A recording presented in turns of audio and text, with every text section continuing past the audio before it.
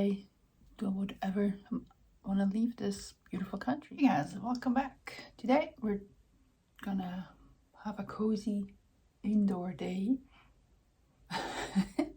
talking about the reasons I and some other people want to leave Canada, either permanently or at least for part of the year. So we're into that. Stay tuned, coming up next. Okay, so let's talk about this. Why do I would ever want to leave this beautiful country? And yes, I still think it's a beautiful country. That never was a problem. But because of the situation I'm in, and maybe some other people are in, they maybe don't want to live here all year round, or just actually want to leave. Maybe just come back to visit. Okay, so let's, backtrack a little bit. I lived here for 26 years almost. And these issues I'm talking about today, I have with this country, kind of started back then. And I kind of gotten used to some of them, obviously. But now, after all this time, my kids growing up, I still feel a lot of the same as I felt then, compared to Switzerland, for example, where I came from originally, especially the second part of life. We go and get into different stages, and this is the stage I am in right now. Okay, let's get started. So, number one, the big one, the weather. You get, especially in the higher elevations, but even if you live in the lower elevation, the temperatures are still going to be cooler than most parts of the world. So you get snow from November here, sometimes even October, but mostly November, till the end of March, April, sometimes even get snow in May. So kind of depends. So how many months is that? November, December, January, February, March, April, for sure. So almost pretty much a half a year. We here have snow cover. Like, it doesn't even go away. Very rarely. I don't know if it ever happened. Maybe we got less snow some years, and it was cold, not as cold or cold, but nonetheless, there was snow. And for me, I have a hard time dealing with the white. I'm okay, maybe, if you have it for a month, okay. But no, I'm in this snow globe, as I mentioned in another video before. Maybe you should go watch. Actually, it was on my art channel when I talked about seasonal depression. So I'm going to link it up here. But anyway, and there's snow, cold. This winter was one of the coldest days in I don't know how many years. Minus 35, and I actually had to walk to work. So Celsius. So yeah, it hasn't even been that cold ever before in the last 26 years I've been here. Like in this area. Yes, I lived in the Calgary, Banff area. It was colder there for 1 or 2 days. Weirdly enough, it was in April for some weird reason. But this cold snap went on for more than just a day. And it wasn't always minus 35, but it was at least more than minus 20. So, for like 10 days or something. And sometimes we get even in February weeks, or 1 week or 2 weeks on end, minus 20 and colder. So, the snow, the cold, and the lack of green with this, and the lack of sunshine. It is hard to deal with for almost, like, most of the time, 6 months of the year. So when you see all the people, oh, it's spring now, and they have, the grass is green and there's flowers and coming out. Nah, not here. So that's the first one. For me, the older I get, the harder I have a time to deal with this, and I don't want to. Why do I have to if I don't want to, right? Quality of life is important to me now. Half of it is over. So number 2, it's the second biggest country in the world besides Russia, meaning everything is hours and hours and sometimes days away. Kind of like the US, except we have even less. They have how many, 50 states or something? We have only, they're huge. Themselves take a day just to drive through there. And yeah, if you want to visit somebody, you have to go on the airplane. And that's another problem with the distance. You think there would be more airplane companies. I think they're starting now, but it's very expensive because Canada doesn't have, a lot of people compared to size. The US has 300 million, we only have 30 million, 10 times less. So there's less people traveling, so that makes it harder to, have cheap travel. We don't have a railway system anymore, it's expensive.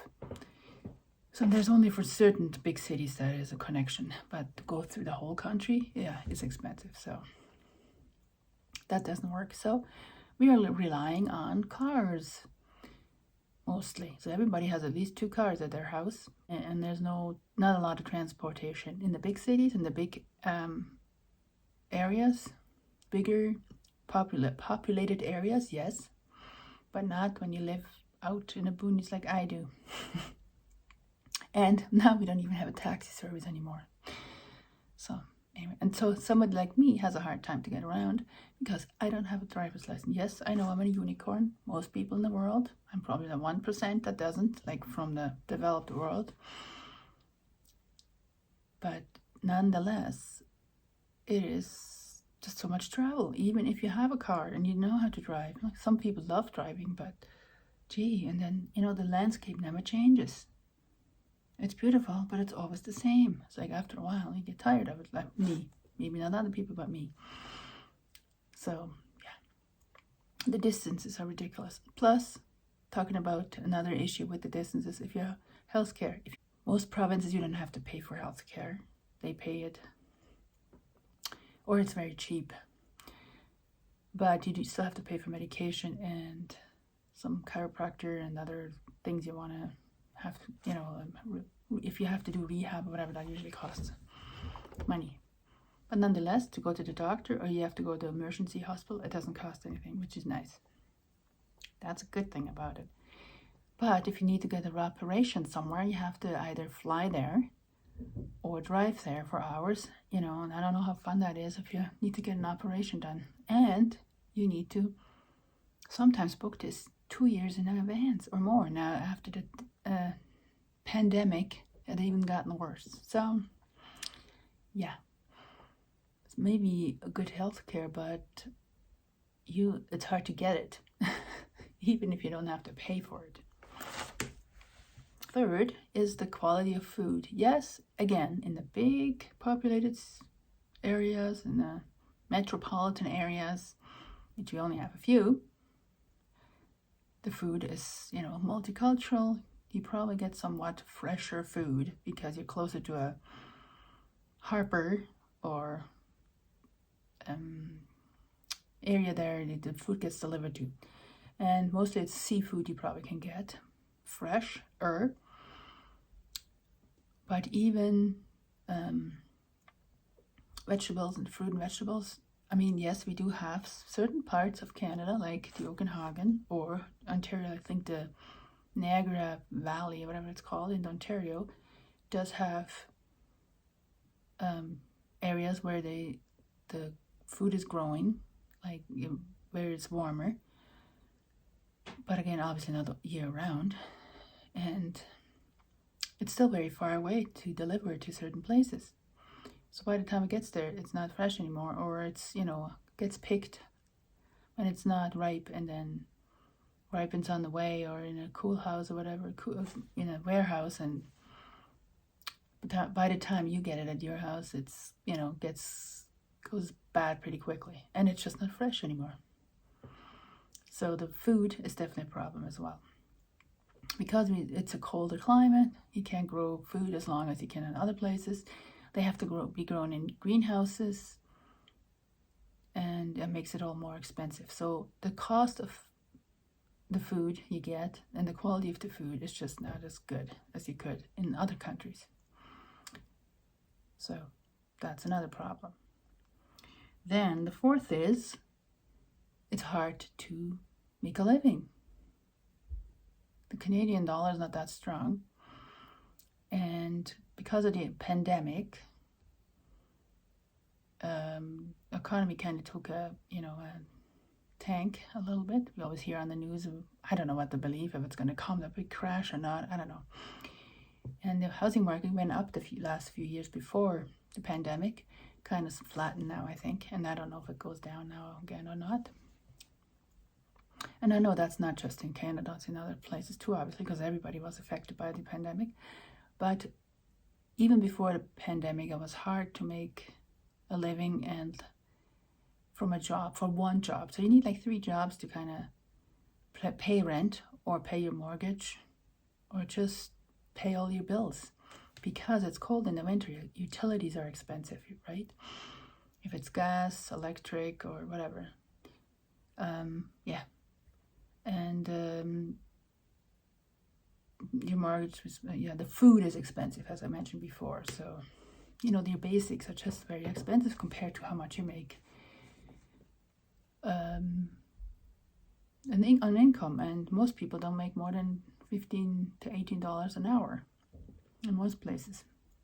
Again, it depends on the province, but especially in out west here, it's very expensive. It might be a little bit cheaper in Ontario, but even that, compared to other countries, is, it's just expensive. So some people, because of the pandemic, started working at home and kind of are, what do you call them, digital nomads kind of. So they work for a Canadian company or whatever, American company, but they live in other places. They still pay taxes in Canada. I think you have to pay maybe even on the other place too. I'm not sure. It depends how long you're gone. But it's way you can afford it more, because in this other place you're going to, the cost of living is cheaper. So why would you want to hang out here then, especially in the winter, when another place is more affordable, right? So, and those are my 4 main points. Now, let's get to the last part I was talking about. Yes, Canada is one of the most, easygoing, politically stable countries. You just go look down south, how much of a pain down there. And then, yes, it's changing around here a little bit too, but a lot of this is just also hyped up, so. And in natural beauty, the West Coast, I haven't even gone there, only a little bit. It's beautiful, and there's beautiful nature and raw nature you don't get anywhere else in the world anymore too much. Same with the East Coast is beautiful, has its own charm, and the prairies, and it all has its positives and goods. It's beautiful sceneries, and the people are friendly most of the time, and and like I said, the healthcare is good, and it's stable. Nobody, there's not too many, even though it's increasing a little bit now. There's more crime going on, but we have slowly getting more people to live here. So, when there's more people, there's more crime. Most places anyway. But it's still nothing compared to some other countries. So, yes, we're lucky that way. But, again, like compared to Switzerland, for example, the cost of living is there more. And something like rent is more. Insurance, you have to have way more insurance than here. Different insurances that you don't need here. And you have more freedom here, obviously. But the plus is, you're getting easy around. You can travel, eat cheaper, and food is probably better quality than it is here. So that's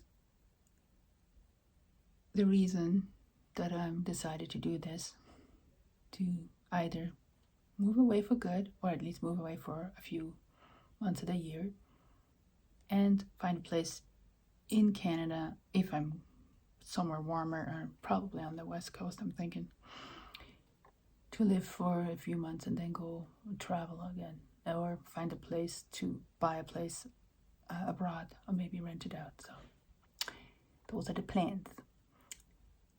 And yeah, I'm excited for the future, and I'm excited for this channel, all the things we're going to talk about here. So let me know in the comments what do you think about what I just said about Canada. You guys enjoyed this video, and make sure you subscribe, like, share. Please like, and like is important, gets the algorithm going, and people know that it's not a horrible video and it's actually worth watching. Okay, see you in the next one.